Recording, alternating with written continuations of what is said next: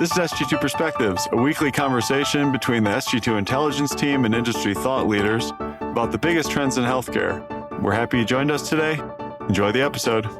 The best paying patients walking out the door as a result of not being able to access the system. The other concerning piece around this consumer research was where they were being directed if they couldn't get in to see their doctor, being self-directed to the emergency room or being instructed by the doctor's office to go to the emergency room for care.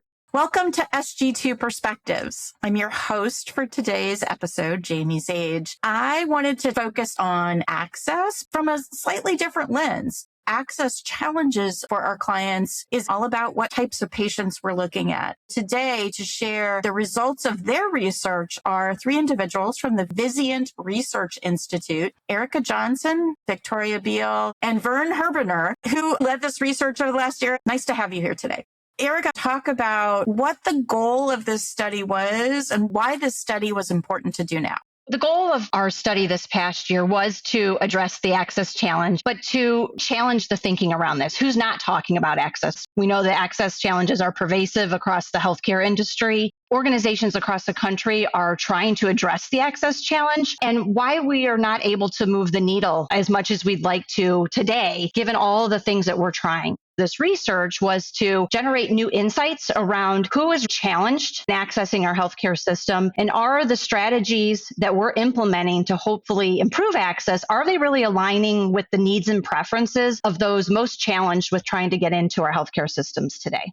Let's go into some details on how access varies across different types of services. Victoria, maybe share with us what some of the key findings of the study are. One of the key findings is how many patients who are 65 and older are in active treatment for multiple chronic conditions at the same time. The conversation around how our population is aging is certainly not a new conversation, but something that was staggering from our findings was looking at the growth, particularly in that 75 plus aged population. Over the next 10 years, it's staggering. It's 44% increase in that population. And when we look at their chronic disease burden, we also see that they have the highest proportion of patients who have at least a single chronic condition, with about 2/3 of them having at least one chronic condition that they're actively being treated for. Nearly 40% of that population also has multiple chronic conditions. So they're getting active treatment for multiple chronic conditions at the same time, which adds to that complexity of treating those patients and getting their access to the health system. The 65 to 74 aged population, 55% have a chronic condition and 30% have multiple chronic conditions. We know there's a growing aging population. Medicare is the payer, and that increasing high rate of patients with multiple chronic conditions, that trickles down, as we're going to get into, their utilization of healthcare, which is disproportionately high compared to the rest of the population. We've been covering chronicity as a condition, a collection of chronic conditions for a while at Sg2, but it's nice to see those numbers really support some of the early insights that we had. You also took it a lot further to dig down into the type of services. Vern can share some of that detail with us on how this varies by the types of services these patients receive as well. We found that we've got 11% of the U.S. population has multiple chronic conditions that they're actively being treated for. That population accounts for roughly 1/3 of all of the office visits, all of the outpatient emergency room visits, and over half of the inpatient admissions. Contrast that with the 70% of the population that is not being actively treated for a chronic condition, and those patients have less than 40% of the office visits, less than 40% of the ER visits, and just over 1/5 of all of the inpatient admits. The utilization rates for being in each of the cohorts that we studied, we found that for every 1,000 individuals with multiple chronic conditions, they had about 13,000 office visits in a year, which was double the rate of those with a single chronic condition and about 5 times the rate of those with no chronic conditions. For ER visits, those 1,000 patients had 1,000 ER visits. Those with a single chronic condition, 6 times that with no chronic condition. Inpatient admissions, we found just over 400 inpatient admits for every 1,000 people with multiple chronic conditions, compared to only 30 inpatient admissions for every 1,000 people with no chronic conditions. If we project the population moving forward, we're going to see that the share of the population with multiple chronic conditions and the share of the utilization is only going to grow. This issue is going to compound. In addition to the higher utilization rates in this cohort with multiple chronic conditions, these patients are getting significantly more office visits in a given year. Having more interaction with the healthcare system increases the likelihood that their care is going to be fragmented, whether that's within the same system, between their providers, or outside their system. When we were looking at Medicare fee-for-service claims data, we were able to see patients with multiple actively treated chronic conditions. They're 6 times more likely than those without a chronic condition to see 5 or more doctors within a given year, and twice as likely than patients with a single chronic condition. And that just increases the likelihood of fragmentation because higher complexity, more difficulty getting providers to be communicating with each other and coordinating their care. One of the other unique things that we did as part of this research was to conduct consumer research in addition to the quantitative analysis we did. And this consisted of both a consumer survey as well as consumer focus groups. We got to talk firsthand with chronically ill patients to understand their pain points and their frustrations in trying to access the healthcare system. Access is really that front door in the appointment scheduling perspective, and wanting to understand the level of frustration, particularly amongst those with multiple chronic conditions and the number of visits that they need to coordinate in trying to get in to see their different specialists at multiple times. From the consumer survey was nearly half of these multiple chronically ill patients expressing some level of frustration with getting an appointment when they needed it, compared to only a third of those without a chronic condition. And as we drilled in to look more specifically at the responses was the implications around the level of frustration.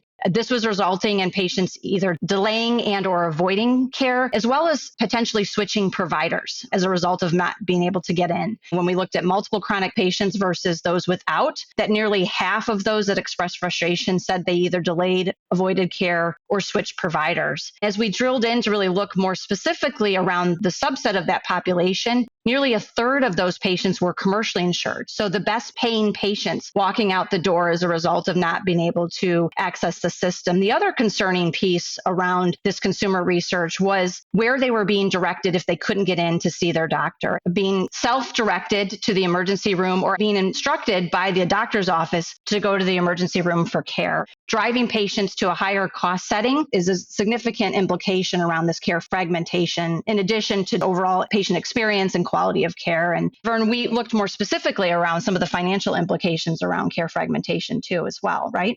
Not only is fragmentation not what patients want, but we found that it increases cost. We completed a study where we looked at the annual Medicare spending for patients with multiple chronic conditions, and we compared those patients who were treated for each of their different chronic conditions. They were seen by providers that were part of the same health system. Imagine a patient with CHF going to health system A, and that same patient with Parkinson's disease going to health system B, a provider. When we looked at the comparison across several large competitive markets, we found that the Medicare patients who were being treated by multiple systems, they accounted for 20 to 30% higher Medicare spending than those whose care was consolidated within a single health system.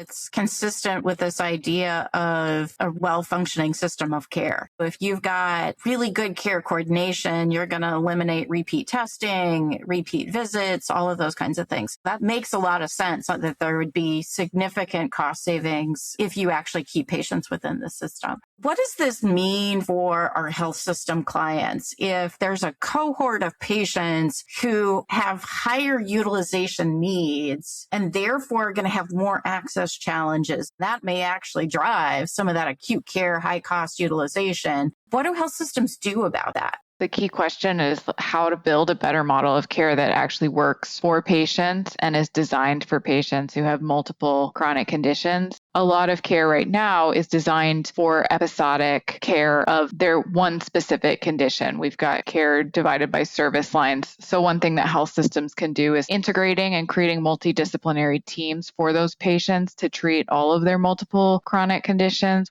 Health systems right now are not doing an adequate job of coordinating the care on behalf of the patients they treat. It's been left up to the patient to be responsible.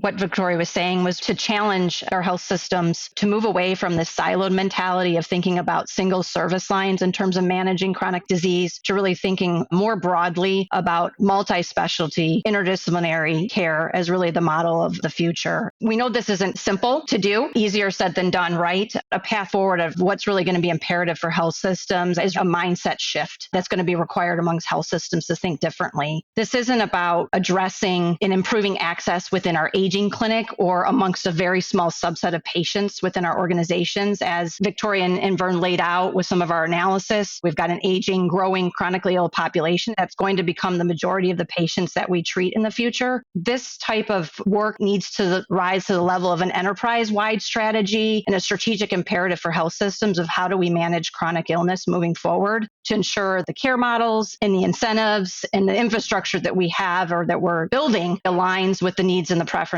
of a chronically ill population. That's really going to be critical moving forward in order for us to be effective as healthcare providers. Understanding where our gaps are today, there are services that aren't mainstream, such as advanced care planning or age-friendly care, that are really going to be critical in the future, and that we need to help improve our performance and our services in those particular areas. Certain services that we may not have on hand today, whether it's moving more towards home-based care or addressing some of the on-demand urgent care that arises with this patient population versus forcing these individuals to the emergency room because there's no other service that can support them when emergent needs arise more holistically and systematically. We need to look at how we address multiple chronic conditions simultaneously for ultimate model of care to ensure that we're meeting all of the unique needs of a chronically ill patient population while still preserving the financial viability of our health systems moving forward.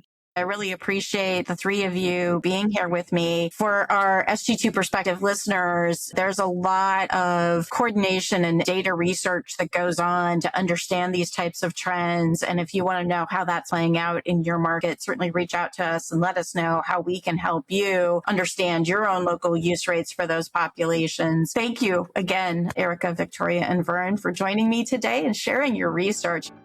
Thanks for listening to this episode of Sg2 Perspectives. Please don't hesitate to reach out to Sg2 if you have questions or suggestions for future episodes.